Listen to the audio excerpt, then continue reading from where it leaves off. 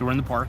We're doing a particularly good park episode, as we normally do. I also want to get out of the house. I plan on doing maybe a pre-recorded video as well on top of this. So don't be surprised if you guys see a random pre-recorded video as well pop up later. Mainly because I don't want to use all my data, and yeah, I don't feel like using all the data. But son of a bitch. Well, in a state of shock, people are actually using the park bench behind me, so I'm gonna try to keep them out of it, just in case, because don't want to. There we go. But yeah, overall, what are we looking at here? So we're gonna go over just a couple things today. We're gonna go over stocks, stock market crash. It's another thing we're gonna go over. The bear market, the bull market, and just investing in general. Finance and tariffs. So I kind of got the docket laid out. I'm going to try to keep a bit of a checklist today. Try to keep on topic as best as I can. So we're going to go over stocks in general. So the thing is, the whole goal of this is, why should you invest? Why should you always be investing, and why diversification matters, along with just being exposed to assets in general. The problem is we treat, first off, money's not money anymore. That's the one thing I always want to let people know. It became currency once you couldn't trade it in for anything valuable like gold or anything. It's just not valuable. The other thing is, stocks are great. I mean, you're literally buying some form of ownership in actual companies. Even if you own just one share, you're pretty much good to go.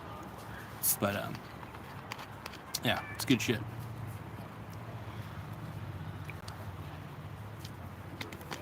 But yeah, so overall, we've got a lot more people around here than I expected. So, but yeah, overall, the main focus is invest as much as you can, because first off, all money's currency anyway, and if the government's going to print it, anything the government prints, my rule of thumb is my conditional is if government, I'm just going to note this down real quick, if government can print it, I don't want it, and that's kind of the thing. And so the thing is, the government really can't print like shares or anything like that. Companies can create more shares, obviously, dilute the existing shares. That is always something that can happen. Michael Donaldson says, how about Bitcoin? I thought you said you changed your mind on that. On Bitcoin? No, Bitcoin's still crap. When did I change? Michael Donaldson, are you fucking with me here? You gaslighting me, boy? No, but, dude, when the hell did dude, I don't recall. Are you talking about what my boy, what's his nuts? Are you talking about my boy VoIP Logistics? Dude, I didn't change my tune on Bitcoin. I still think Bitcoin's garbage. But I do make joke videos where I'm like, oh, Bitcoin's so cool. No, I think Bitcoin's stupid. Bitcoin is legitimately a Ponzi scheme. I haven't really changed my tone on it at all, but I do enjoy making parody videos. Yes, no, I was being absolutely sarcastic that day. So, are you talking about the one where I was talking about how I was like with Michael Saylor and stuff like that, taking a bath and talking about how much I love Bitcoin and how much I was wrong about it? That was a joke.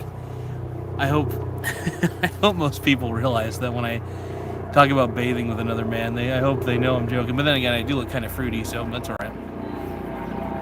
Yeah. Michael Donaldson, you should know, unless you're trolling me, you should know better. You should know me better than that. You know that that not only do I think, I know that Bitcoin has no intrinsic value, because it's a string of data represented by very honestly outdated software at this point that can't really truly get upgraded. So yeah, it's bullshit. But yeah, today I have the battery pack, which is really cool. That is keeping everything powered right now. It's keeping the phone powered. I got the tripod up. But yeah, no, overall, I think it's always good to be invested in the market, no matter what condition the market's in. If the market's crashing, it's a buying opportunity, man. Buying opportunities all over the place. So you could buy pretty much any sort of index ETF that you really want to buy and do your thing, at the same time. And it's just like, it's the good stuff, man. So invest away, man. Invest away. Stay smart about it. And avoid garbage. Basically, just get into index ETFs and just be smart. Index ETFs are where it's at. I can't really recommend it. Obviously, I'm not a financial advisor, but that's my experience. Is that you can buy good indices on the dip. So, Cat Time says hello. Also, don't say that, Cat Time. Come on, man.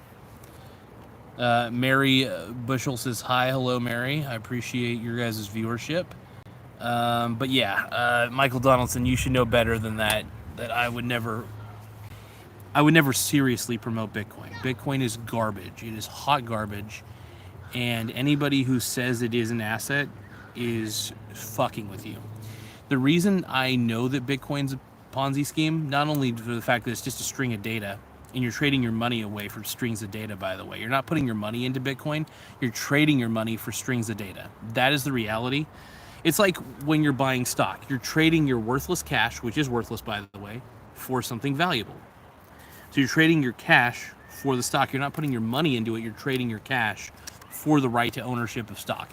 This is the one thing that people don't get. You're not putting your money into anything. You're trading that money. That's the point. And that's the one thing people need to realize. So when it comes down to stocks, I'm always invested. Always. And I can't help myself. That's just the way I roll. Give me a second. I'm going to drink this a little bit. Today is a very gorgeous day today, and I'm having a great time doing this. But the park has become my office, and I might start doing some more. Like, I can't always use up my data because I only got like 15 gigabytes worth of data. So I can't always be doing live videos in the park. But what I can do is I could do more pre-recorded videos in the park. And then maybe when I get back home, I could start doing a little more, live videos and stuff when I get back home. But yeah, I really do enjoy doing these pre-recorded videos, and then I can just upload them when I get home on Wi-Fi and things like that. But yeah, doing these live videos, I think it's fun. It's a fun way to interact with the audience to the best of my ability. And Michael Donaldson says, "And live is better." Yes, it's a way for me to answer questions that may otherwise be overlooked in the comments section, so I could answer them right here, right now. But overall, man, just look for what really matters when you're investing is what are you investing into? Is it actually valuable? You got to ask yourself that question. Is this bullshit or is this actually something? Are you actually getting into something? So whenever I'm investing, I ask myself, well, is this valuable? Okay, if it is valuable, what makes it valuable? And then if it's a company, I definitely look at its financial statements and balance sheets. However, these days I'm pretty much just buying indexes because whenever the market crashes, I'm buying indexes because it's like everything's on sale. And you take a little bit of a chance with an index, but honestly, if you're getting large cap indexes, hey, if large cap indexes are crashing, I'm on board. Because I know a lot of those companies can withstand, most of them, I hope, can withstand a depression level crash. Low cap companies cannot, for the most part, at least in my experience. Let's see. Michael Donaldson says, I was thinking about some Costco stock, but they're still pretty woke. I mean, honestly, here's the thing. Woke or not, Costco is a good company with a good... I'm not a big fan of their woke shit either, but I will say Costco overall, as far as companies are concerned, they do have a healthy balance sheet, and they are a well-structured company. I think Costco should be around for a while. I wouldn't put all my money into Costco, and I'm not saying you should. I'm not saying you should invest in Costco. But yeah, if you're going to trade your money away for something, I mean, Costco is a good large cap company. I mean, I already technically own Costco because I invested in the in a few large cap indexes just when the market was crashing. So I mean, that's a plus.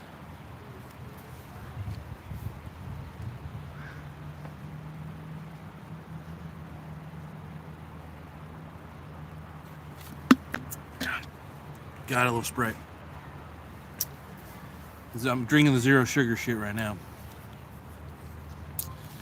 But yeah, man, I was. But yeah, it's a pretty woke company. I mean, that's something you have to. That's kind of the risk you have to take when you get into that. I mean, is Costco a buy? I mean, every company that's large cap's fairly overvalued, so you take that risk. But I would rather buy an excellent company at a fair value This is an old Charlie Munger quote, by the way. But this is what actually changed Warren Buffett's theories on investing.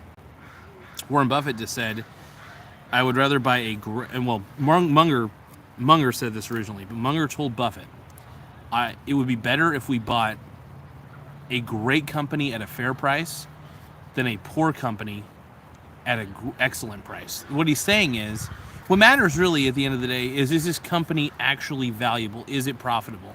Is it managed well? Does it have product pipeline? Is this a real company? Yeah, that's the question you need to ask. And if you had to pay a little bit extra for it, sure, that sucks a bit. But at the same time, are you going to get the growth that you would get with some small cap company? Maybe not. But at least you won't lose all your money, because sometimes small cap companies are pretty risky. And the reason a lot of them are lower in value is because they're small cap and they're big unknowns. They don't have proven cash flows.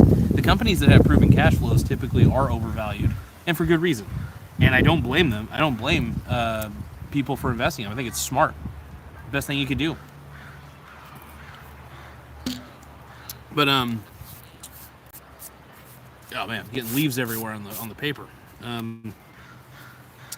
Yeah, but overall, I mean, since money isn't valuable, you can trade it in for real investments like stocks. Bonds, on the other hand, they don't really go up, so that's a problem. That's a big deal. I'm a little wary of bonds, but I do have them in my portfolio just because, honestly, exposure to different asset classes is a big deal to me. Even if I believe that asset class is a little bit wonky. I do like the yields on a lot of bonds, though. So I will admit, I definitely get a lot of bond ETFs. Bond ETFs are incredible. I usually just try to get on board into any ETF that does positively expose me to different assets, because I do believe in the long term that most assets will be worth more than cash, because cash's buying power goes down. Inflation rears its ugly head a lot. And so people just need to, I don't know, I think being diversified across every single asset class. So for example, in stocks, let's look at each asset class individually, right? Stocks, right here. Here's the stock bubble, right? I'm invested in every single company that's out there. Whether it's international, whether it's US, I'm invested in everything I can. So my exposure is very supreme, right? And then not only that, I'm also exposed to bonds, the entire bond market for the U.S. and the international bond market through another few ETFs. I won't name them at the moment just because you can look them up. Look up bond ETFs, basically. And then there's so we got stock ETFs, we got bond ETFs. I mean, you can get stocks in individual stocks if you really want to. There's nothing preventing you from doing that. It is a little bit tougher to get into the bond market on a massive scale. Because if I wanted to, I don't know, I want to buy as many different bonds as I can. So the easiest way to do that, to get the diversification of the bond market, really is to find a few good bond ETFs and make sure you're exposed to those. But yeah, bonds are great. I think the best thing about bonds is the fact that they add a source of income to your portfolio that's fairly consistent. And you know, they're just great. Is that a fly? That's a fly. The flies are trying to get to my muscle. But yeah, overall, I mean, like I said, I'm trying to stay on topic. So we kind of just covered stocks in general. But what about well, let's just talk about, hold on, a little more diversification. So there's other ETFs that expose you to commodities. And also, I say this, if you don't feel comfortable having ETFs that expose you to commodities, which is not a problem, by the way, it's smart to have the physical thing.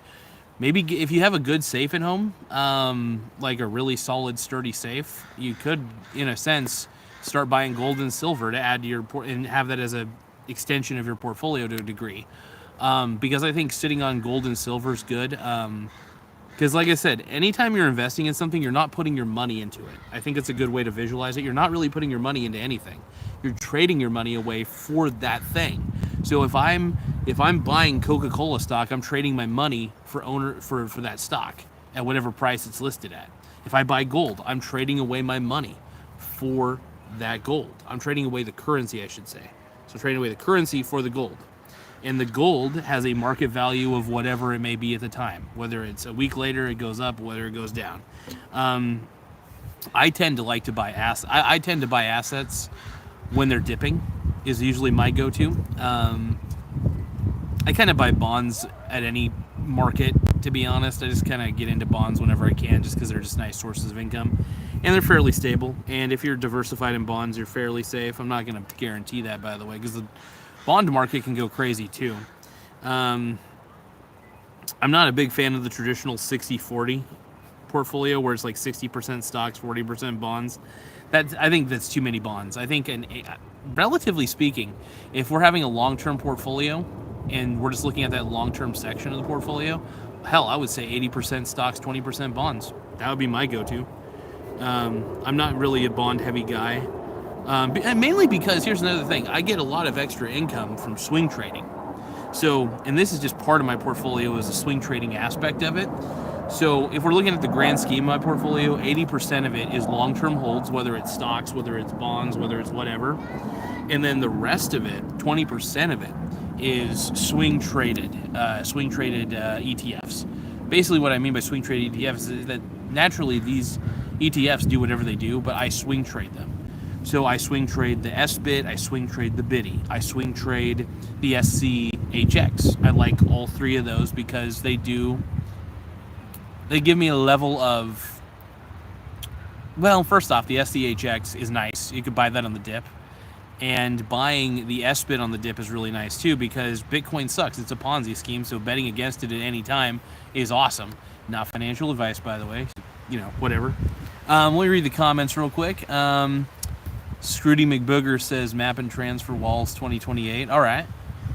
Michael Donaldson says gold and silver is my favorite, but it's basically keeping your money safe from. Actually, absolutely, gold and silver are honestly, in my opinion, great way to hedge against inflation. Like let's say you think the market's overvalued, right? Let's say you think stocks are overvalued. I still think at any point I buy from the bull and the bear, but I buy way more from the bear than I do the bull, if that makes sense. So if a bear market happens, or what looks like a crash or something, I am putting a little more money in, than usual. That's why I have a cash pile sitting around. Now, I'm usually still buying during bull markets, but I'm not putting as much into it, if that makes sense. I'm putting money in there because I always want to be in the markets, because I would rather be in the markets than be in cash, at least a ton of cash.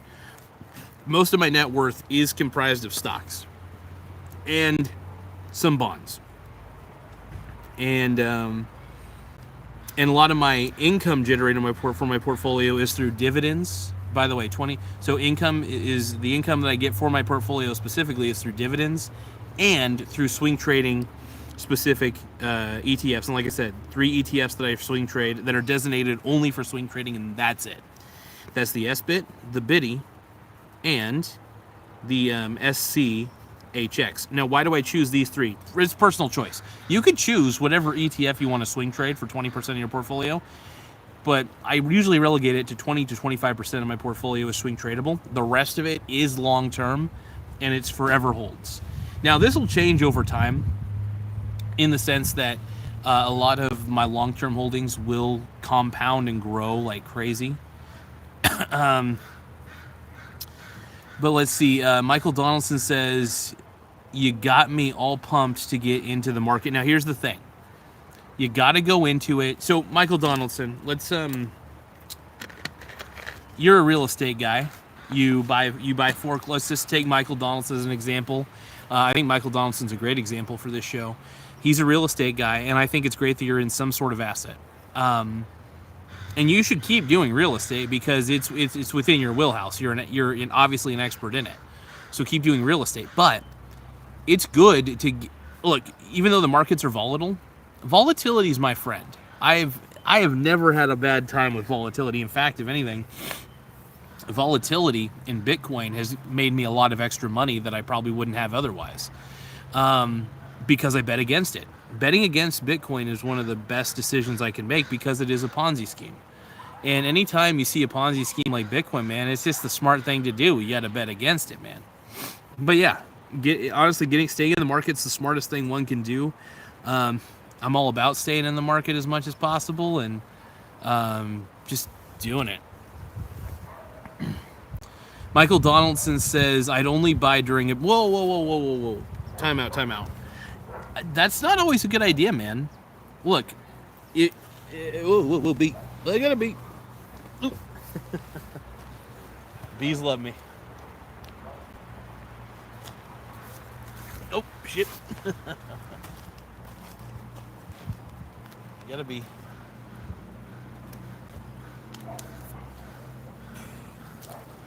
Okay. I think the bee went away. I hope. Fuck, I hate bees. But, let's see. So anyway, bee almost attacked me. I think I'm alive. It'll probably be back. You better stay away, bee. Oh shit, that's not a bee. Everything's a bee right now. To a bee or not a bee? That is the question. So, so here's the thing, man. You know, it's good to buy during a bear market, but only buying. Here's the thing, man. Only buying during a bear market, in my opinion, a bad idea, and I'll tell you why. It's good to buy during a bear market. In fact, you want to buy as much as you can because it's an opportunity. But you still, I think, here's the thing. Even during a bull market, man, occasionally investing is a good thing. Every month I invest. Actually, I'll take that back. Every bi-weekly to a month, usually, I keep it in that range. I'm putting more money no matter what the condition of the market is, because I know that no matter what, the things that I'm investing in are still very valuable, and in the long run are far more valuable and have more growth potential than anything else I could buy. So buying only in a bear market, I mean, it's a good opportunity to buy at any time, bull market or otherwise. I still think, though, that you're getting a really, really good opportunity when the bear market happens.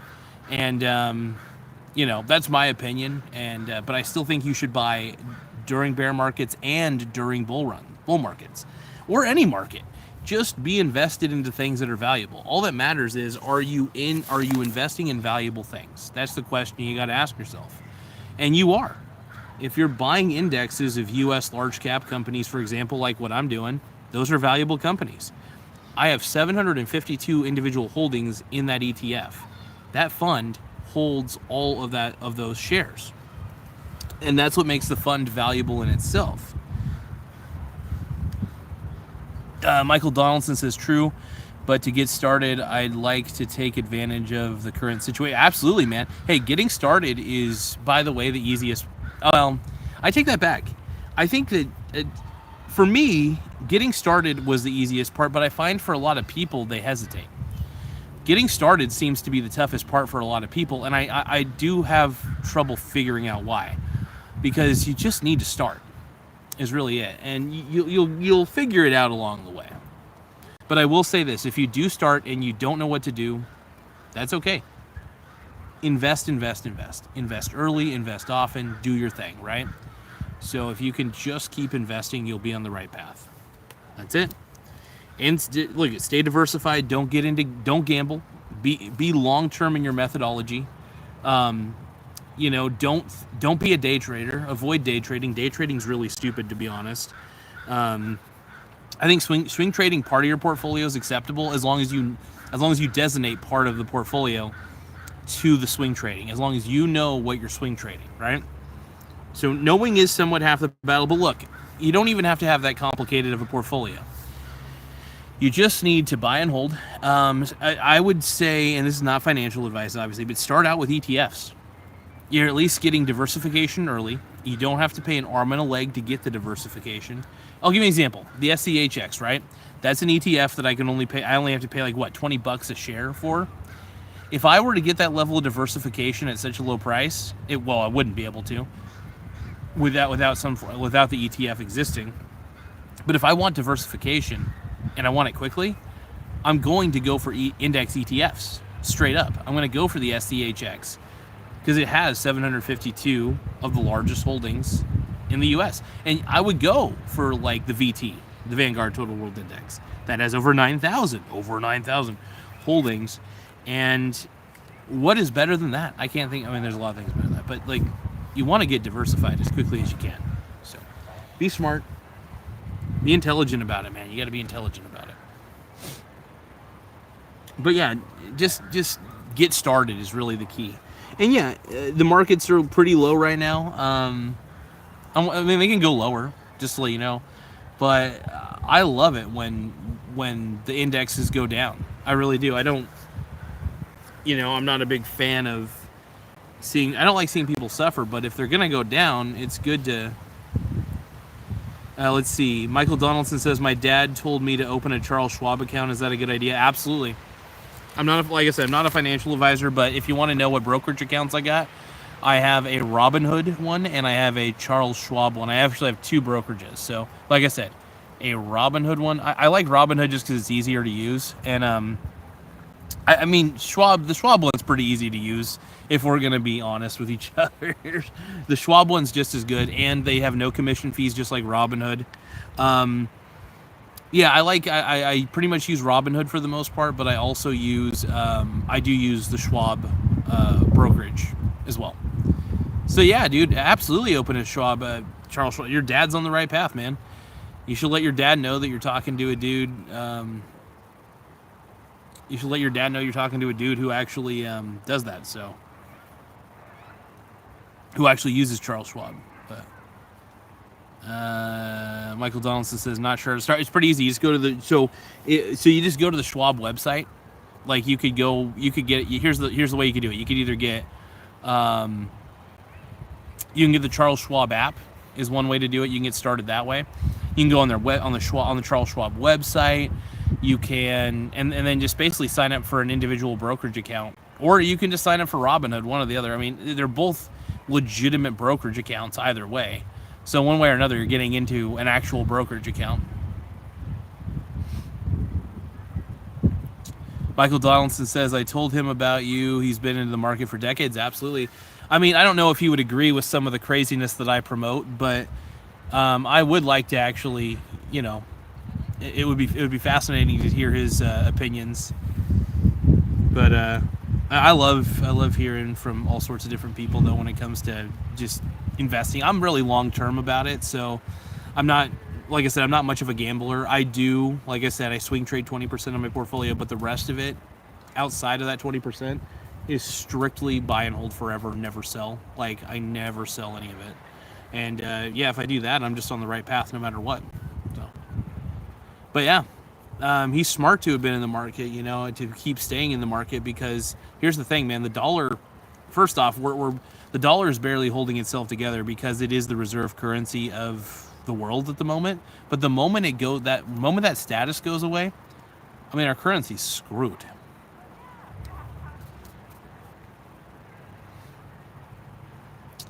Michael Donaldson says, so far you're both on the same page. He's long-term, never sells. Absolutely, man.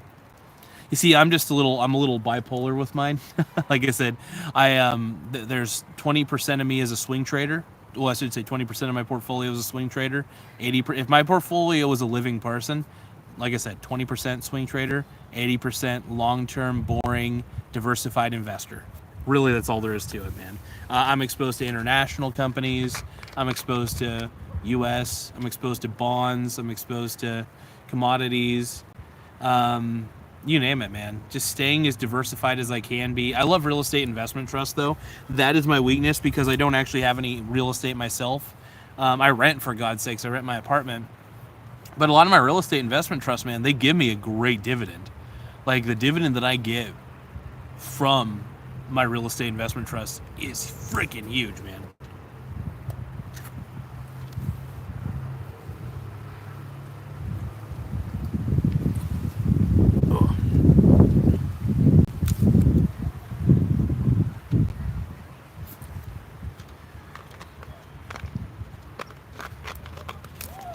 Oh shit. Drop my shit. Let's see. Michael Donaldson says Trump needs to bring back the gold standard. Absolutely, man. It would if we brought back the gold standard, that would actually make our currency valuable again. So absolutely, man. We got to bring back that gold standard, bro. I agree. But investing's important, man. I cannot tout investing enough, man. I just, you know what I mean? Like, I'm all on board with it, man.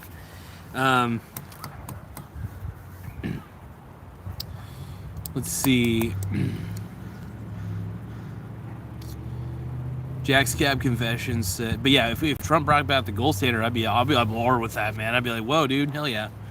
I don't know how. I think he kind of look at Nixon opened Pandora's box a little bit back in the day.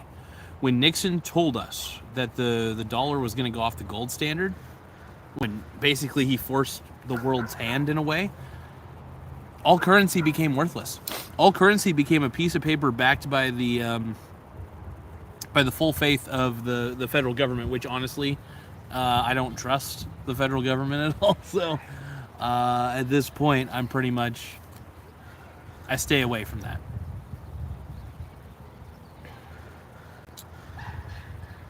Let's see. Jax Cab says, Mr. Garza, your long-lost BTC enthusiast, is back to say hello. Also, I must. What's on the menu for tonight? Well, I am drinking a Sprite Zero Sugar. I got a little desperate, and I'm probably gonna make. I've been eating burgers for like the last 2 days, so I'm gonna kind of probably cook something a little bit different. I do have. Actually, might. I don't know. I might pick up a frozen pizza or something. I don't know. I do have to do a little bit of grocery shopping over at a grocery outlet, so maybe. Honestly, I got enough food. I got like soup for days. I might have some chicken noodle soup actually. I got chili mac. I got tons of Kraft macaroni and cheese, so I could actually make a pretty mean chili mac tonight. Depends on if my stomach feels like handling it. But yeah, I probably might just do soup, and then maybe I might cook something on the Ninja Sizzle, though. I might, considering it. Yeah, but I got plenty of food to eat. I'm not starving by any means, but I got way too much canned food I need to devour, so I don't want any of it to expire. But yeah, canned food, I got frozen food, I got you name it, man. I'm packing. My freezer's packing. And I do all my shopping, dude. Honestly, it's funny. I am the biggest grocery outlet shill. I do own a share of Grocery Outlet, by the way, because I didn't realize that they were actually a publicly traded company. So I own a share of them, but I always shop at Grocery Outlet, man. I love it.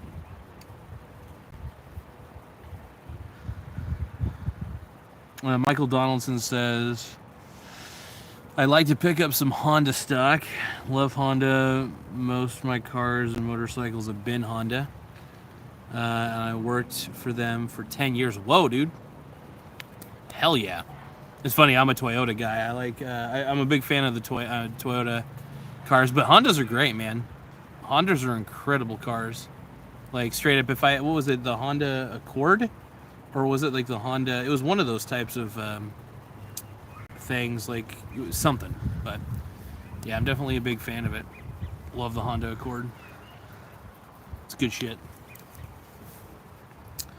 But yeah, let's see. I'm trying to think what else is on the docket here. So we went over that topic. I'm trying to think what other topics we could still go over on this one. But yeah, Michael Donaldson saying you need to get away from processed foods. Yeah, absolutely, dude. I agree with that. Processed foods can be a little rough. A little rough. But yeah, I try to stay away from those for sure. Let's see. But yeah, having a good time. And then, so overall, if we're gonna go over the stock market crash real quick, let's see. Jack's Cab Confession says, but yeah, staying away is. I still buy, like, I'm trying to avoid buying processed foods as much as I can. I try not to add anything extra to them. Like, I don't add any salt to my food because I figure there's enough, like, sodium and shit in there already. So there's enough salt in there. So I don't really ever have to add any extra salt to anything I eat. Jazz Cab Confessions says chili mac or soup are delicious options. You're a true carnivorous humanoid with an appetite of an American. Absolutely. Jazz Cab Confession says grocery outlet, hashtag grocery outlet. Absolutely. I'm happy to have their stock. I figure I shop there so much that I save so much money, I might as well buy at least one share of Grocery Outlet just to stay loyal to the company. And I'm a part owner. That means I could walk into Grocery Outlet and be like, I own this place. I'm a minority shareholder. And that's how I roll, man. I'm a minority shareholder. By that I mean I'm Mexican. I'm a minority shareholder. Man, let's see here. Michael Donaldson says, I only bring it up because I don't want to check out early, bro. Oh. Because I don't want... Oh, I think you're saying you don't want me to check out early. Yeah, don't worry, man. I do drink enough water. I drink pomegranate juice. And I've been, look, I have a job where I do sit on my ass for 8 hours a day, granted. And I've been trying to do more walking, playing more basketball, going on more nature walks, just being in nature right now. I mean, I'm still at a park, but I'm surrounded by trees and bushes and stuff, and it feels good. It's, and I live close enough to the park where there's kind of no excuse for me not to hang out here. And it'll be good. I'll be able to do more pre-recorded videos. And look, I might upgrade my data plan to where I actually have more data per month. So there is a possibility that you guys might see more live videos from me out in public, just because it's so nice out here, man. I don't want to miss out on any opportunities. I could, I could still, honestly, I could still do pre-recorded videos out in public, and then just kind of, read the comments and respond to them. Besides, I need more pre-recorded videos on my repertoire on YouTube anyway. So, as much as I love doing live videos, let's see here. Yeah, no, I appreciate it. I appreciate your concern, Michael Donaldson. Trust me, I'm fairly healthy, and I'm not, knock on wood, by the way. I'm fairly healthy, though. Am I overweight? Yes. I am kind of a big boy, for sure. But it's pretty much just kind of like, well, first off, it's no secret that I'm part Mexican. I am 25% Mexican, and I swear to Christ, I got like the weight gain side of it. Because a lot of us Mexican dudes, we get kind of, if we eat a lot of carbs, man, we blow up. We blow up, so it's something that, exercise has to be consistent. I drink a lot of pomegranate juice to help out the metabolism, just my body in general. It really keeps me, I would say pomegranate juice is healthier than things like wine, and I think it's healthier than green tea, to be honest. So I drink at least 8 ounces of pomegranate juice a day. I think that's the smartest thing I could do. And yeah, so lots of pomegranate juice, and just eating right. Nothing too processed, nothing pre-processed. Nothing pre-cooked. I avoid that. I like to cook it myself at home, and I have a great indoor grill that allows me to cook a lot of food at once, which is really nice. I may start even grilling asparagus. That sounds kind of good. But yeah, man, I appreciate you. I appreciate your concern, brother. There's a few people in my life who I think could change up a few things in their diet. That's why I don't drink. I don't drink alcohol. Let's see here. Let's see. Jax Cab Confession says LMFAO, good stuff. Thank you, Jax Cab. I appreciate you, bro. Michael Donaldson says my middle-aged man advice. Thank you, man. Hey, you have more time. If you have more time on this earth than I do, you've probably seen some shit, and there's probably something I could learn from you that I would not have otherwise. So I appreciate any wisdom anybody can impart upon me, man. I appreciate it big time. Let's see. Ultra Fire says, yo, what's up, Mike? Dude, I am feeling good out in the sunshine right now. I'm kind of in a shaded area now that I think about it. I need to move my mussy because I'm not really in the sun at the moment. And then again, I think it's probably better because then my phone isn't getting overheated or anything. Yeah, it's not overheating. Yeah, I mean, I'm kind of in the sun. I got a little bit of exposure. Yeah, maybe, you know what I could do? I could just move this way. Keep my camera in the shade, shaded by this sweet, oh, this bench is hot. A very hot bench. All right, let's see here. Let's move this over a little bit, and you can still see me. Cool. There we go. So the camera's still in the shade. I'm a little more in the sun. There's not much of shade, though. I'm still getting a little bit of sunshine hitting me. Let's get the old notebook. But I love the fact that I got my power bank out here. The power bank makes it to where this... by the way, if you guys want to know what's keeping this show running right now, it's this power bank. So whenever my phone battery gets low and I know I'm going to be portable, I put this bad boy. I don't even know what brand this is, to be honest. Oh yeah, it's Mophie. Well, this has been a really good one, by the way. It's pretty good. Holds a good charge. It's still fully charged. I usually just kind of plug it in to charge it back up. But yeah, if I know that I'm going to be doing a show portably, I bring this along with me so I can keep the show going, keep the show portable, and yeah. And I've got my little handy dandy blue backpack here. So keeping it fresh, keeping the mussy fresh. But yeah, overall, this is it. This is me. Let's see. Michael Donaldson says, that's everybody, not just Mexican heritage. We all blow it up. Absolutely. Absolutely.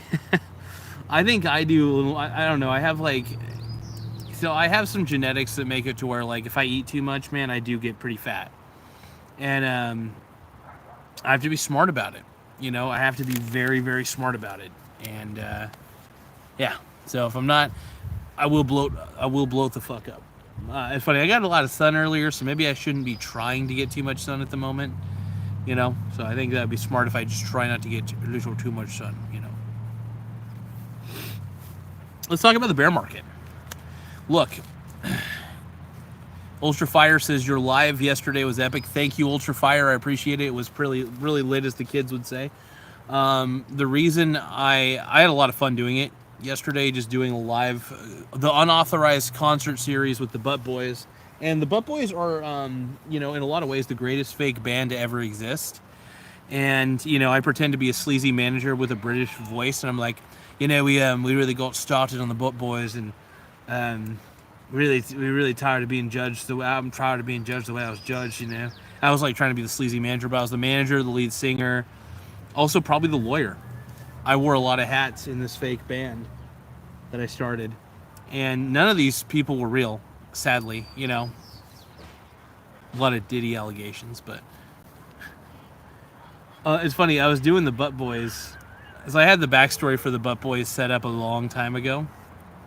And well, they used to be called, well, they weren't always called the Butt Boys, but they were called, like, I had other names, like, for the band. I think it was the Beauty Boys, or yeah, the Beauty Boys, like very effeminate men, who are in the age range of 18 to 25, that sort of thing. So it was really fun to play the keyboard, though. It was really cool. I had a blast. I got to, you know, it's good practice, and it's very fun to, because I'm not a very good keyboardist, if we're going to be really honest with each other here. I'm not good at the keyboard, and I can do some melodies and some chords and shit, but if you ask me to play a song, I don't know what I'm doing. But I can make up my own shit and kind of act like I could play decently. But only thing I could kind of do is sing, but it's like, that's about the extent of it, man. My musical instrument ability is, I don't really practice a lot. I don't even know if I necessarily have the ear for music. I have the ability to do some cool shit with my voice and kind of stay in tune, but not always. I'm a very messy singer, but it was very fun, though. Thank you, man. I appreciate it. All right, let's talk about the bear markets here. So overall, with these bear markets that have been happening, I've been seeing a lot of stuff, man. The bond market even took a bit of a crash, which was wild to me. And honestly, like, look, I'll take anything in a crash. I'll buy anything in a crash. Like, and if you give me an ETF that exposes me to a lot of shit, hell yeah, I'm down. That's why I bought the stock market. When the stock market went down, I was in. Now, there are things that I take exception for. Like, I think I'll give you an example. Let's say you're diversified in crypto, right? It's stupid. There's no reason. So you could be diversified in things that are stupid or things that make sense. And if you're diversified in things that are stupid, then it'll still go to zero, because everything in there, like if you have a crypto ETF, it's all going to go to zero. It doesn't matter, because it has an intrinsic value of zero, in theory. There'll always be Bitcoin cultists and stuff, but whatever. It's not real money. Stop calling it real money, please. Let me go back over here. I like this. This area isn't too bad. I'm going to change spots and change directions here. There we go. Let's see here. Michael Donaldson says, I play the bass. Playing music is good for the soul. Absolutely, brother. I appreciate the support, though. I saw you on the live, I think, yesterday, if I remember correctly. I saw you. I saw Ty Lord on there, which was awesome. My biological stepson, Ty Lord. I think I saw Antoine on there at one point, which is pretty sick. And then I saw, like I said, saw Michael Donaldson, saw Ultra Fire, which was dope. Thank you, Ultra Fire, though. I appreciate the support, you guys. That was a very crazy live session. I don't think I've ever really played the keyboard like that for that long. Using my battery pack was pretty smart, though, because let's see. Bass playing music is different. Stopped it. Yeah, dude. Stopped in. Busy day yesterday. Thank you, man. Yeah, dude. Honestly, I love, like, I don't have to work on the weekends, so at the same time, I really do enjoy just doing, like, those crazy types of videos, man. Where I get to sing for the world and really have a good time. Let's see. Jack's Cab Confession says, so you're at 0% exposure to crypto, not even 5 to 10% foam. Okay, so I just want to give you a heads up. So I bought Bitcoin early on, and I think Bitcoin's stupid, by the way. Just want a heads up. When I was a little more naive, I got Bitcoin at a very low price, and a very, very low price. I'd say probably about I don't know, $40,000 per. It's low at this point, at least. $40,000. I think about like $500 worth or something. And I was like, well, shit, I don't know, maybe this is the future. And then I realized slowly, as Bitcoin was going up on a bull run, I was like, this is only going up on a bull run because of the news. It's not going up on a bull run because Bitcoin's actually good. There's nothing good about Bitcoin. It's a string of data. So basically, essentially I keep my Bitcoin holdings. Because like I said, I bought like $500 worth or $400. I can't remember what the amount was, to be honest. It was like around that amount, maybe 300. I think it might have been 300. Either way, 350. I don't know. It's been a while. I don't even check it. It's on fucking Coinbase, by the way, if you guys want to hack my Coinbase account. But yeah, overall, I'm not a fan. Not much of a fan, man.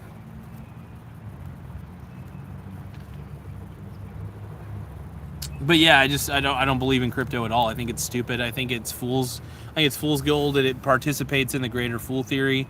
And basically, you're just waiting for some other idiot to go and buy it from you.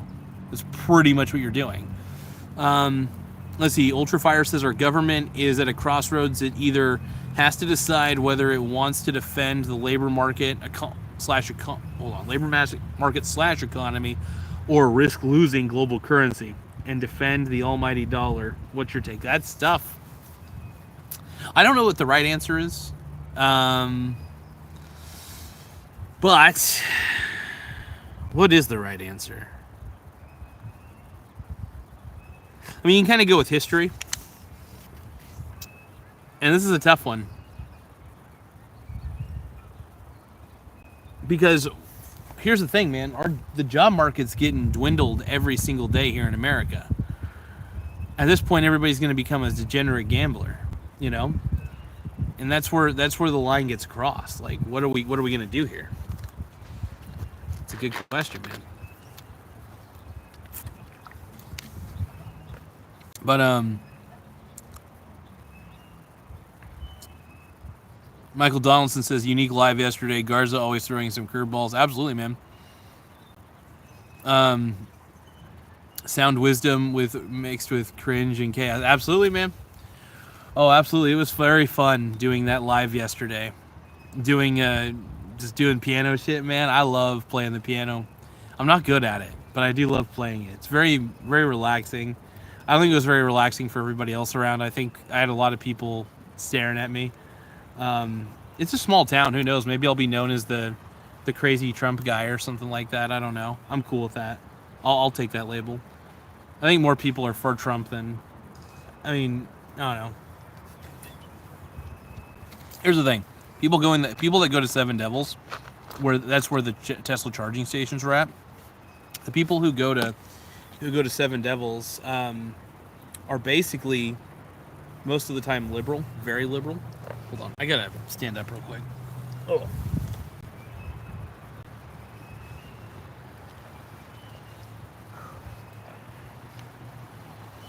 All right, here we go. Sorry, I had to stand up, adjust my underwear. Oh, Jesus. But, yeah. Let's see here. But yeah, it was sound wisdom, actually, absolute cringe, absolute craziness. Very fun, though, very fun. I'm all on board with it, man. But it was cool to do a live concert, though. Unexpected. I didn't, when I did this, it was kind of very spur of the moment. I didn't plan it at all. And I thought it would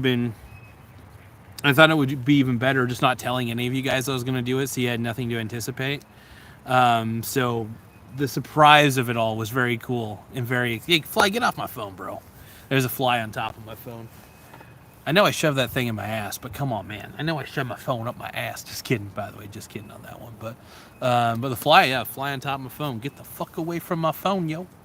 Let's see. So Michael Donaldson says, laughing. Yeah, absolutely, dude. It was fun to be at the Tesla charging stations, though, doing that. It was very unique. You don't see that every day, dude. People doing a counter protest in the form of music, It was very fun. But let's see. Tim Smith, my boy, Tim Smith is in the house. We all love our boy Tim Smith here. What is Tim saying? Jump in the pond? Well, if I jump in the pond, dude, my mussy gets soaked. I do not want my mussy to get soaked, brother. Don't want that to get soaked. But and that's another thing. It's Mussy Sunday, dude. Every day is a Mussy day. So Mussy Sunday. Yeah, make sure you guys give me super chats, by the way. What the hell? You guys ain't giving me super chats. I have no idea what you guys are doing. You guys got a simp for daddy. Everybody's got a simp for daddy, dude.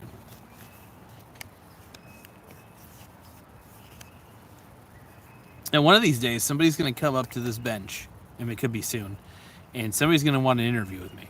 And I'm down. Like, if an impromptu interview would be super cool. Let's see. Ultra Fire's wondering, what river is that behind you? North Bend is so nice. Okay, so that behind me is the Mingus Park Pond. So Michael Donaldson also says, keep that mussy fresh. Fully 100% agree, dude. We got to keep that mussy fresh. But I'm going to stand out. I'm going to get out of the way real quick. So what you're seeing down there is the Mingus Park Pond. As you can tell, you see a lot of probably like ducks and stuff like that. All the good shit. It's incredible. But yeah, this is the Mussy Madness, dude. This is Mussy Madness right here. Might as well stand up, stretch my legs. Pine cones at the pine cones here. Oh. Trying to hit the tripod here. Oh.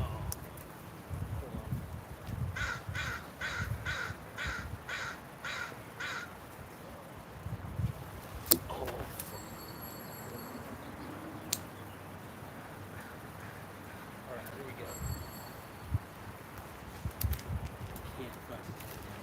You got no accuracy. Alright, let's see.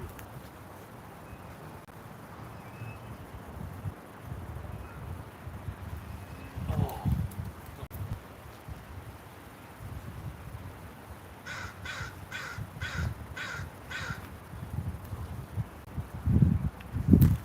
Oh.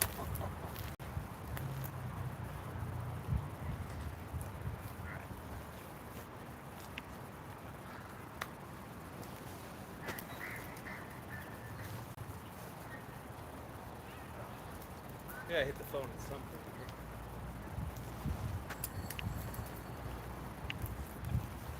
Oh my goodness.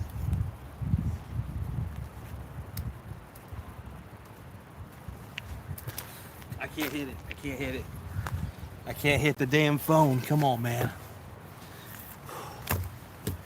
I couldn't hit it. Look like Jonah Hill. Yeah, I'm a big boy, man. I'm a big boy, but I can't believe I couldn't hit it. I gotta try to hit this thing at some point, man. Gotta try.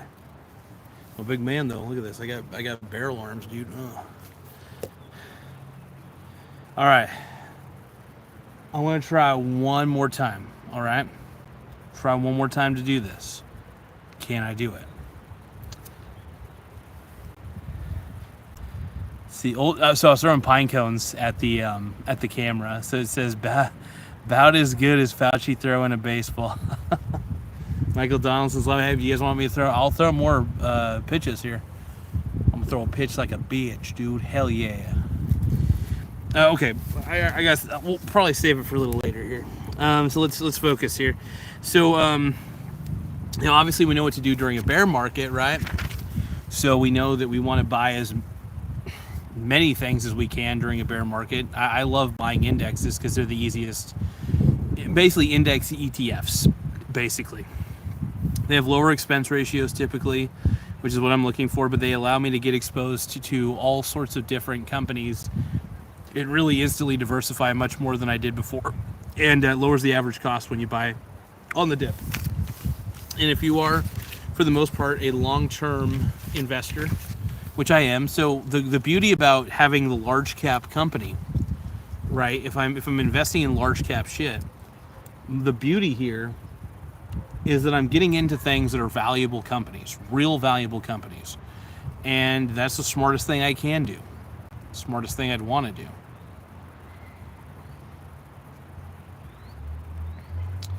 Michael Donaldson's laughing on that one and then says bye bye bye. Yeah, dude, bye bye bye. I'm always buying, dude. I'm always buying stocks. I'm always buying, like, especially on the dip, dude. When there's dips, dude, I'm there.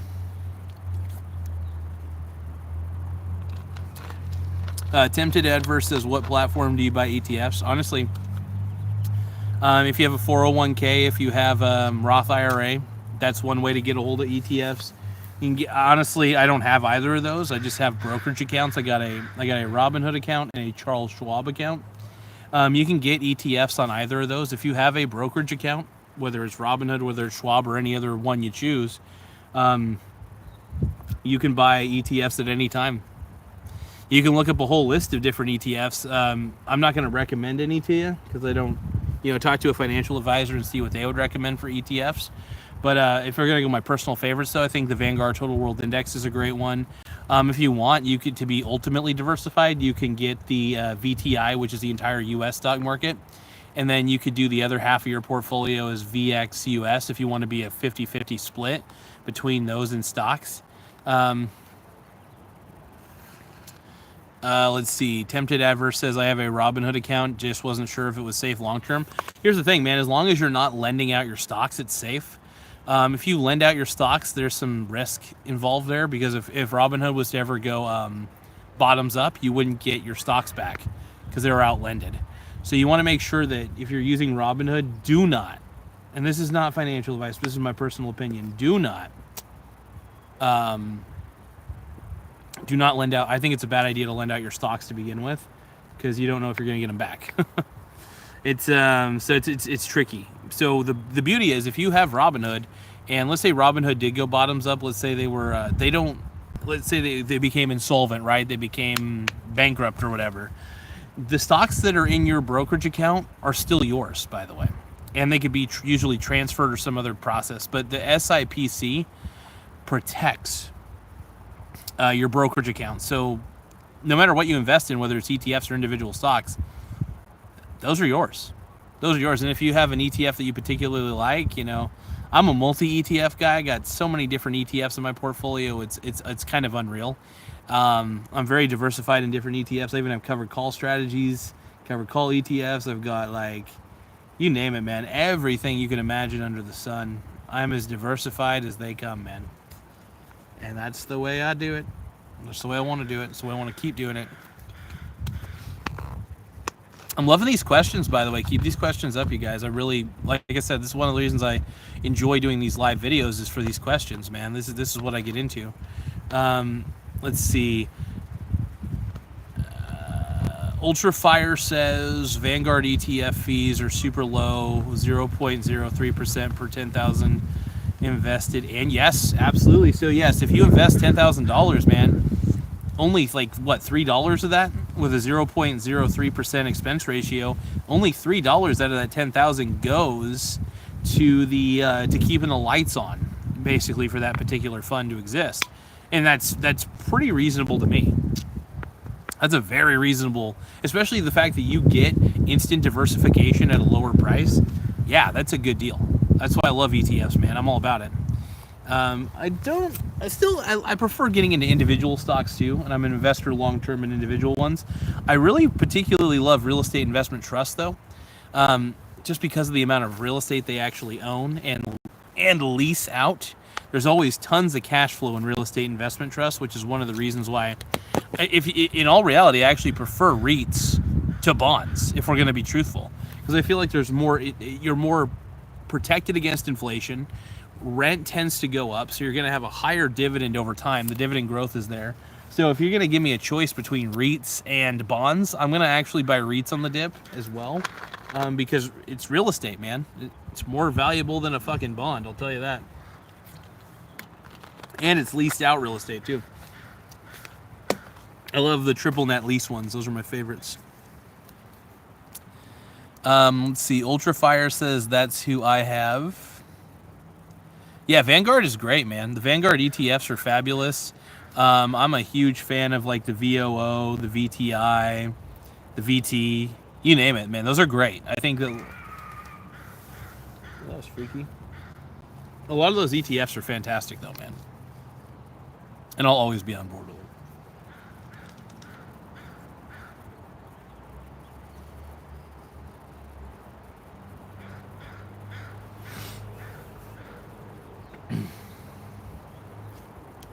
Michael Donaldson says, similar to a Bitcoin wallet?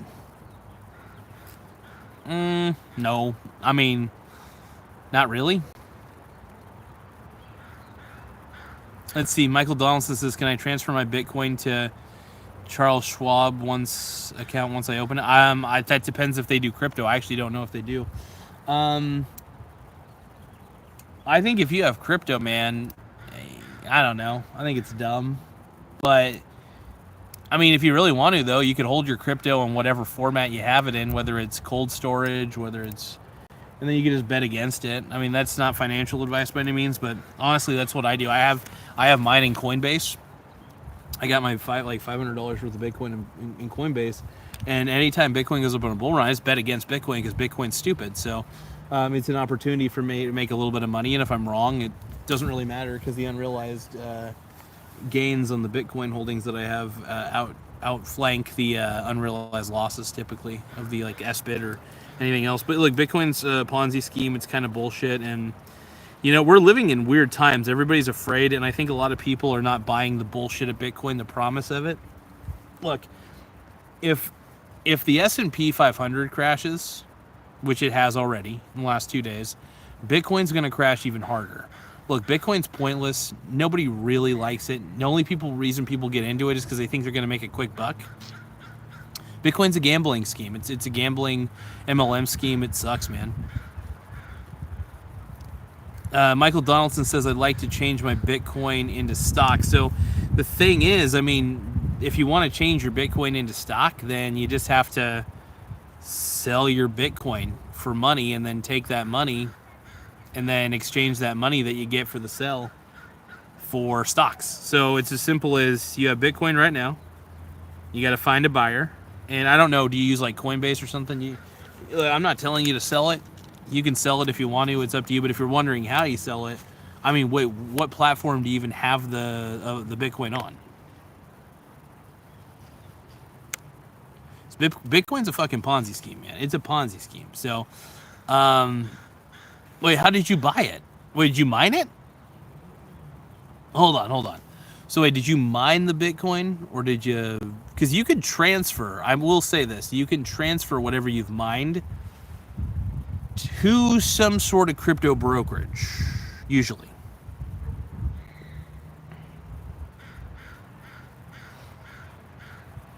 Let's see. Ultrafire says Cash App even has Bitcoin buy and sell.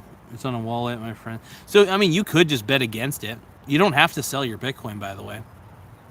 If you know that you have Bitcoin and you have a wallet that's set up and it's stored safely, you know, if your wallet is stored safely, if your cryptocurrency is stored safely, maybe on a few USB hard drives for backup, then maybe it would be best to, like, I don't know, bet against it, you know? You could do what I do. Like I said, I hold Bitcoin. I don't believe in it for a second, but I definitely love betting against it for sure. Like, I can't think of nothing better to do than bet against it. And oh boy, do I love betting against it. It's so much fun. I mean, Bitcoin's garbage at the end of the day, so it's just strings of data. But yeah, let's see. I don't have, so Michael Donaldson says I don't have Cash App, but I have PayPal. I don't understand it, so I'd like to dump it. Okay, all right. So if you wanted to dump the Bitcoin you have, like I said, you would have to ask your friend how they set up the wallet. I would ask your friend about it, because if they set it up on if they put it on a USB flash drive or something like that, and you want to sell it, you would probably, the easiest way would be to transfer that Bitcoin to like a brokerage wallet, like a Coinbase or something, and then if you want, once you have it on Coinbase, you could sell it for US dollars, because there's somebody dumb enough out there to buy it for whatever price it is.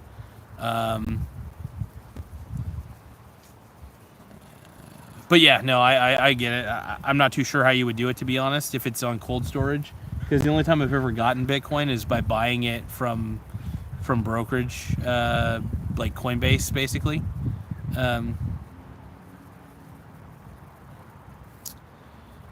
But let's see. You might need to look up a few YouTube videos, man, because I'm not gonna lie, I'd have to know a little bit more about it. If you do have it stored on something, I guess that is something. If you know the details of the wallet, I guess you could do something with that. But if you're looking to get to transfer it to some sort of brokerage wallet, then I'm not sure. Let's see. Ultrafire says, I'm guessing you have precious metals, Garza. So I do have ETFs that expose me to actual metals, but honestly, I do need to actually start buying silver and gold. Let's see. He's no longer. So Michael Donaldson says he's no longer a friend. Need to find another option. It's on my. Oh, it's on your old phone. I see. So as far as it goes, man, I don't know what to tell you on that one. How much do you know? How much was on there? If you don't mind me asking, that is. Like, how much was on there? Because if you can sell that shit for actual dough, you could take those dollars and then just buy like actual stocks with it, which at least stocks would be valuable, man. See, the thing is, my investing philosophy is it valuable? Is it useful? Does it do something? What is this? And Bitcoin's lazy. Bitcoin sucks. Bitcoin is a gambling Ponzi scheme, and I'm proud to be an anti-Bitcoin channel. Oh, it's only for like $400. Okay. Do you remember if he like had it on Coinbase or something like that, and like was it actually stored on the phone's like storage? Because that's trippy. I don't know how you would pull that off. Like, I don't know how it sucks. I mean, at least it's only $400. But I would talk to an expert about it. There might be people out there who can give you better consultation than I will admit. All I know is that crypto is a Ponzi scheme. That's about the extent of it. I've looked into it. I'd have never done cold storage of it, though. Which cold storage is basically just putting it on a USB flash drive or putting it on some sort of storage medium, that sort of thing. It's an app wallet thing. Not sure. Okay. At least it's on a wallet on your phone. Is your old phone still functional? The question I'm curious about, because the thing is, if the old phone is still functional and you have access to that little app wallet on there, that's good. You might be able to transfer it. So I think, okay, good. Okay. Then you're on to something. Okay. So here's what I would encourage. First off, find out how the app works. What's the name of the app? You don't have to tell me if you don't want to, but find out what the name of the app is. Look up some tutorials on YouTube regarding the app. For example, how, the question you would ask on YouTube, I guess, would be, how do I transfer Bitcoin from the blank wallet, whatever the wallet you're using is called, to a crypto exchange, you could honestly like put it on Robinhood if you really wanted to.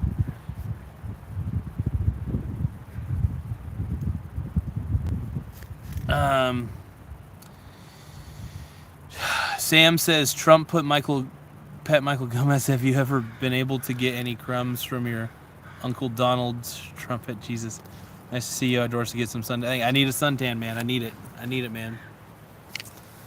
Let's see. Michael Donaldson says Coinomy or something like that. Okay, Coinomy. All right, Coinomy. Okay, so you would have to look up some videos on how to transfer your. So this is what I would do if I were in your situation, Mr. Donaldson. If you have the wallet on the app on the phone still, you're ahead of the curve. The phone still operates, right? That's good. If you can connect the phone to Wi-Fi, you might be able to look up a tutorial on YouTube though. Look up tutorials on how to transfer, like for example, let's say you get a wallet that's not on your phone. Like let's say you get like Coinbase or better yet, Robinhood. Robinhood actually lets you transfer crypto to your Robinhood wallet, and once it's on there, you can then just sell the worthless garbage for actual money, and then take that money, and then just invest in whatever indexes you want to invest in, and then call it a day. That's what I would do if I were you, though. I can't really do anything more than that, except for encourage you to, learn how the wallet works by looking up tutorials on YouTube or asking AI something. I don't know. There's got to be hopefully some articles out there. Basically, as long as you know what the goal is, and your goal is to get that shit off the wallet. And my teeth are a little yellow today. Yikes. I don't think I brushed my teeth today. That's why they're yellow. Snow Moon says it's real money only after you lose 100K in a week. Yep. That's here's the thing, man. I mean, look, when you trade your money, by the way, you're not putting your money into crypto, you are actually trading your dollars for fucking strings of data. If people realize that they were not putting their money into anything, they're trading their money away for worthless garbage, they would think twice about it. Let's see. Tim Smith says just blew a load to a Michael Saylor coin.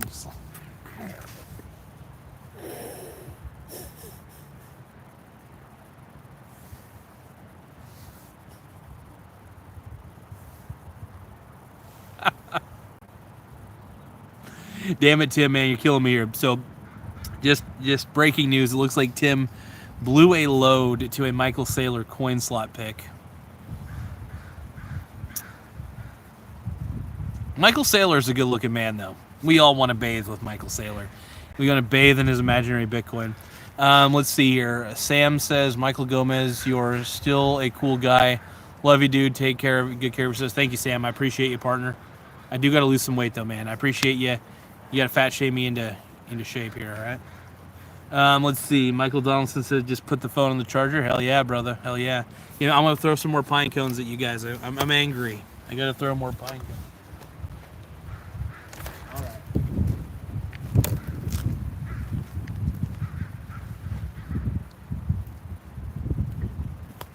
Here we go. Oh, I hit the...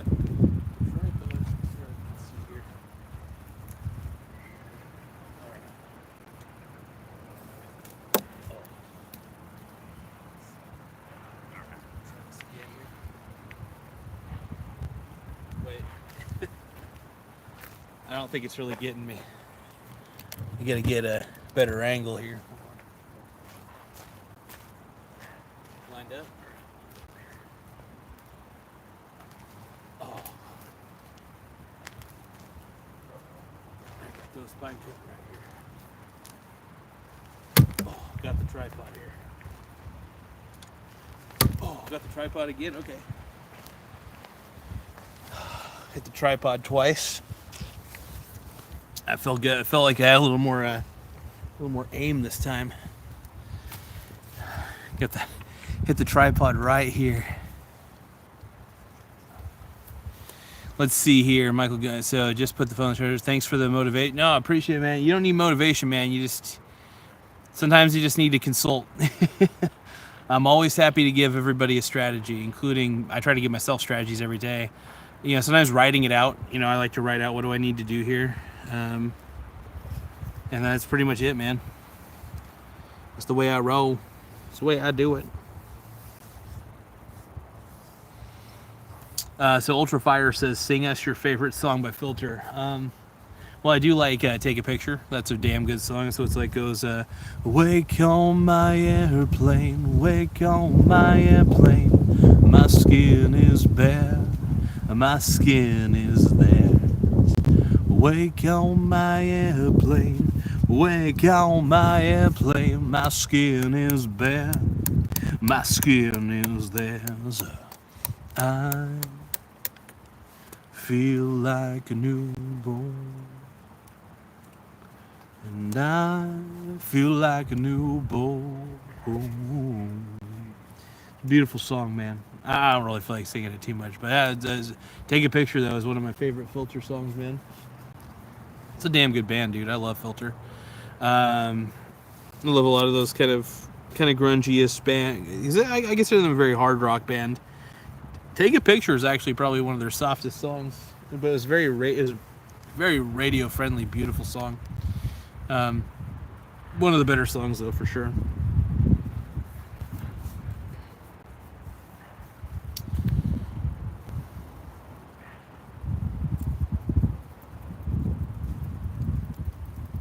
Well, I'm gonna probably. Hey man, nice shot. That's a good one, man. Michael Donaldson loves himself some Filter as well. Hey man, nice shot is a very good song.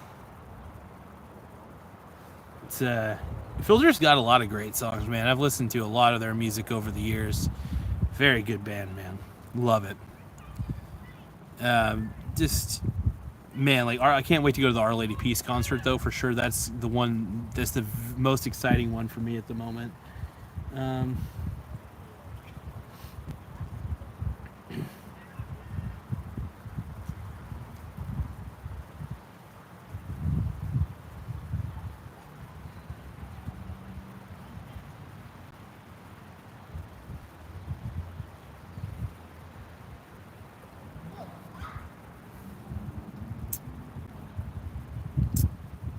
Michael Donaldson says it's fun to play on bass. Really fast. It is a very, if I remember correctly, that is kind of a bass-heavy song, huh?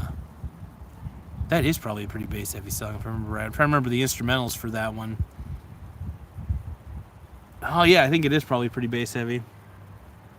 Very bass-dominant song. Actually, after this, I probably might go to Grocery Outlet. There's a couple things I do need to pick up, actually, now that I think about it. Might get a little bit of extra pomegranate juice. They actually found out they do sell pomegranate juice at... Oh, is it really all base? So Michael Donaldson is currently looking up Charles Schwab. Yeah, look up their look up the word brokerage account and individual brokerage account. That's what I have. I mean, you know, do whatever you... This is not a recommendation, by the way. You know, do your own due diligence. And I legally have to tell everybody, talk to a financial advisor. But honestly, I don't believe in that. So... I say just kind of, you know, I think the best time to get in the market's anytime, really. I will admit, even though having said that, though, I still believe that no matter what, I love bear markets. Like, as much as I love being in the market, no matter what, I love bear markets because that means I could buy everything at low prices and it's pretty easy to get a hold of everything. Let's see. But yeah, it is all base. There's no other, is it really all base? I'll kind of re-listen to that song. Nice shot, man. I'm trying to remember. I remember the vocals, the lyrics a little bit. Hey, man, nice shot. Nice shot, man. I can't remember how it goes now. It's been a long time since I listened to that song. It's a good one, but I didn't... Is it really all bass? No drums? Come on, man. I guess it... Was it all bass? Maybe it was. It's actually a song I have not heard in a long time, though, so I could have swore there was guitar, but I probably am wrong on that one. But yeah, Filter's Take a Picture is one of my favorites. Where Do We Go From Here is another one that I like. A lot of their singles I actually do particularly like, their single songs. If I was to go with another one, let's see.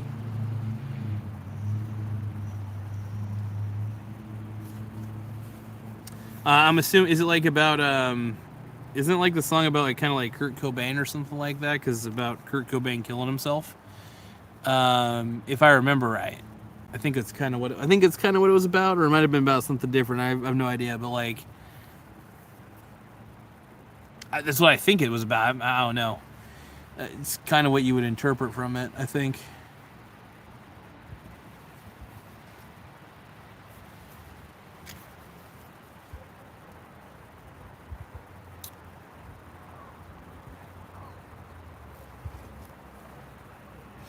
Yeah, I'll stay on for another 10 minutes. I'm at the hour 20-minute mark, but let's see. Michael Don says Ultra Fire and thought you meant posted on here. Let's see what time. Oh, 3:48. I still got time. Looking at what the song's about. No, it's not all bass, just heavy on the bass. Got it. Okay. Michael Don says Ultra Fire and thought you meant to post. Okay. Ultra Fire says lol, all good.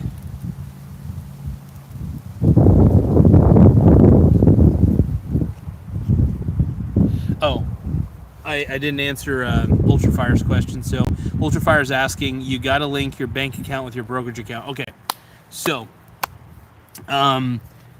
yeah, I mean, you have to have a bank account on file to add funds.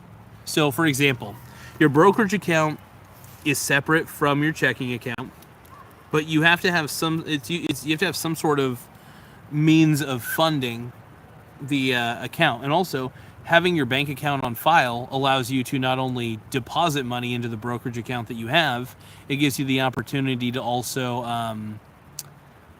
to withdraw out of it. So, and then when you withdraw, it goes right to your checking account. So for example, whenever I use like Robinhood or Charles Schwab, one or the other, I have my bank account on both of those. I have my checking account, and then what I do is I tend to be depositing money to my brokerage account rather than withdrawing it. But when I do feel like withdrawing, I withdraw and it routes right back to my checking account, and I use the money as I please. So having your bank account connected to it's very important. Otherwise, you won't be able to fund it. You won't be able to fund it with anything. I mean, I think there might be other ways to fund it. I have no idea, but I know that you have to like link your bank account in some form or fashion. So Charles Schwab is very reputable, by the way, just as a heads up. Well, and so is Robinhood, in my opinion. Robinhood's not bad. I think Robinhood gets a bad rep sometimes, but I do admit Robinhood does tend to encourage people to gamble a little more, and I'm not a fan of that. I think more people need to be thinking long-term when they're investing. And yeah, I think really just encouraging an investing culture, buying during market dips, and always expect that a market always expect that a market crash can happen is the smartest way to think. I always expect that there's a possibility that a market crash or a correction can happen. I'm not afraid of that. I think what I'm afraid of is stocks becoming too overvalued, because that's what usually causes a correction or a crash, is when stocks get really, really pumped up, right? Like tech stocks got really pumped up to the point where it was like, eh. But I'm totally fine with buying tech stocks on the dip, though. Absolutely. I mean, truth be told, I'm exposed to all sectors of the economy, and I like to keep it that way. But yeah, invest to your heart's content. Let's just go over a couple topics I might have forgot. We talked about general investing. We talked about that. Just invest. Investing's the best thing. Save your assets, not your money. I'm going to repeat this line. Save your assets, not your money. Because your assets are more important than your money, right? So saving your assets allows you to, one, get cash flow from dividends if you have dividend paying stocks. So save your assets. I'm gonna write this down. Save your assets, not your money. Saving money's stupid anyway. I really think saving money's fucking stupid. Save your assets, not your money. Two, I think the tariffs situation, I don't know what's really going on with that. I don't really care. I have never needed to keep up with the market news that much to be a good investor. I just don't. It's not that hard.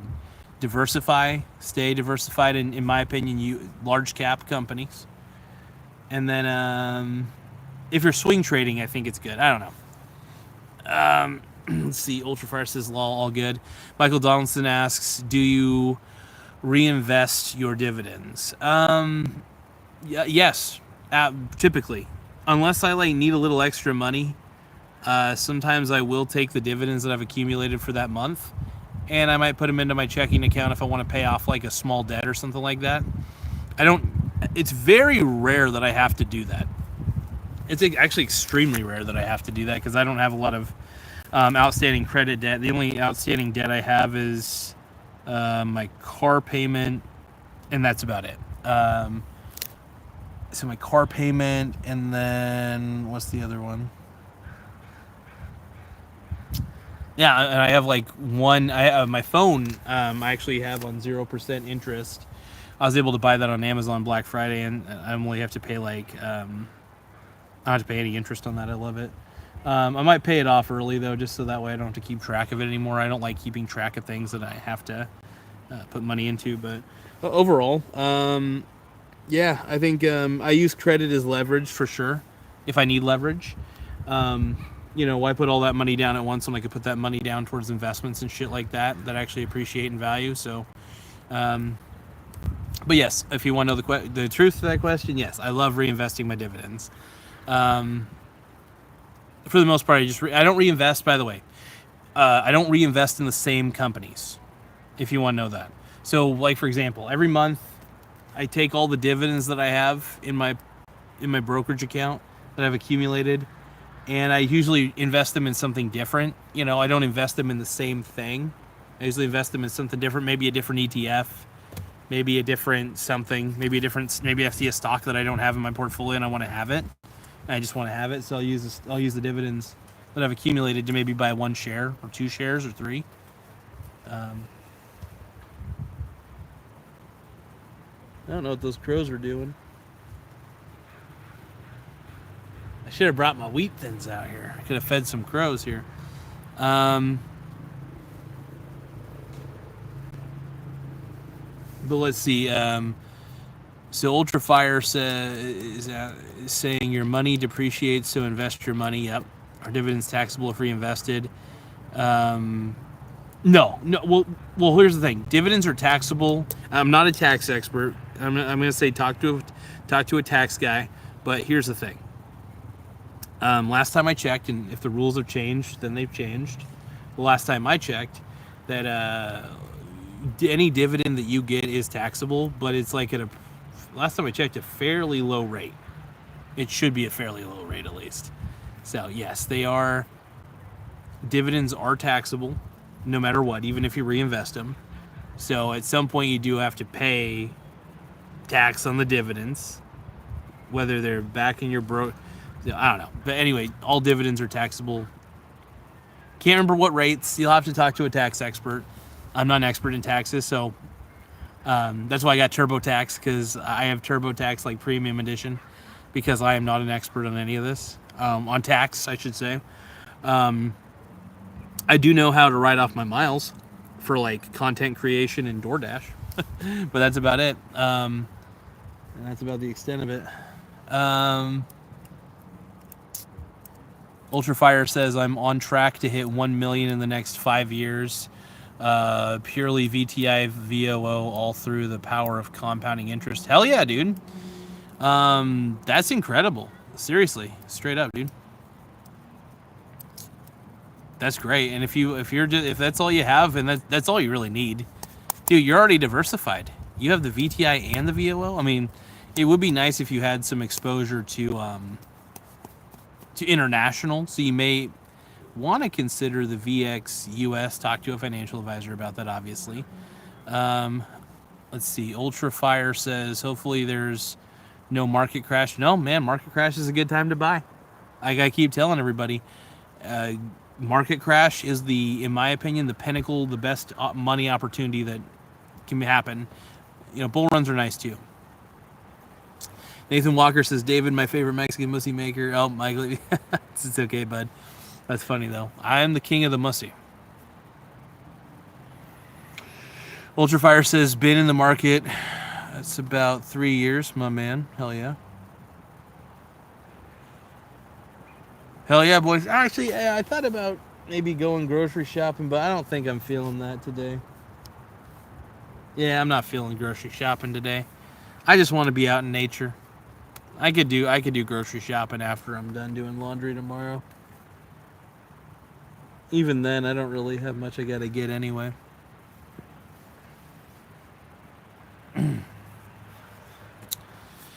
Let's see. Ultrafire says depends. Some market crashes took many years for to recover. Absolutely, and that could be one of those situations for us. That's why you got to be in international stocks. You got to be in U.S. stocks. You got to be exposed to as many different markets as you can, emerging markets, that sort of thing. You just got to be everywhere, man. You got to be exposed to everything. That's the key. That's the key, at least in my mind. But yeah, stay in the markets, man. I think you're good. I mean, things could go down for sure. And could it take a while to recover? Absolutely. But that's why I think it's good to be in. That's why I'm in international stocks. You know, and I'm in U.S. ones. Diversification's the key, man. I mean, really, my whole philosophy is just stay diversified and try to see what other assets you can get a hold of. Because I don't think it's enough to just be in the U.S. I think it's enough. You got to be international. You got to be. It's not enough to be in stocks. You got to be in bonds. It's not enough to be in bonds. You got to be in commodities. It's not enough to be in commodities. You know, I mean, like, I always tell myself it's not enough, man. I got to be in something else too. I got to be in all of it. I got to be exposed to all of it. Exposure. It's my philosophy. It's called exposure theory. I do need to write a book about exposure theory because it's really a good idea, if we're going to be honest. Exposure theory is great because you're exposing yourself to as many different asset classes as you can, and assets that you can get a hold of. And through that diversification comes a certain line of safety, which is great. But I will tell you what, you guys, I am going to call it quits for now. I don't want to use too much more mobile data. But I do want to say thank you. By the way, thank you with every ounce of my being just for going on here live. I appreciate it big time, man. Let's see. Michael Donald says I'm about to start. Hopefully I could do I think here's the thing, man. Long-term invest, know what you're getting into is valuable, and as long as you know that what you're getting into is actually valuable, let the markets do what they want. Because the long-term investor is the best investor at the end of the day. And treat what you own like real estate, man. Would you get real estate for the short term? No, you wouldn't. You would get real estate, hold it for the long term, try to improve upon it. You can't really improve upon stocks. I mean, they do grow if they're good companies, but you know, there's all sorts of shit, man. But I do want to thank you guys for the time. I appreciate it a big time. And we'll just go from there. But yeah, I got nothing else I want to add to this. So I'll probably do a pre-recorded video and then I'll call it a day. But catch you guys later. Thank you, Mr. Donaldson. We're only rooting for you. We want to see you successful. We want to see everybody successful. You know, I won't promise you the world, but I will say this, that getting into at least a diversified ETF is a good start. It's, in my opinion, more valuable than holding cash, because if the government can print it, I'm skeptical of it for sure. And Bitcoin I'm skeptical of because it's not backed by anything of real value. So it's like, why would I get into that? But anyway, catch you all later, and I'm out.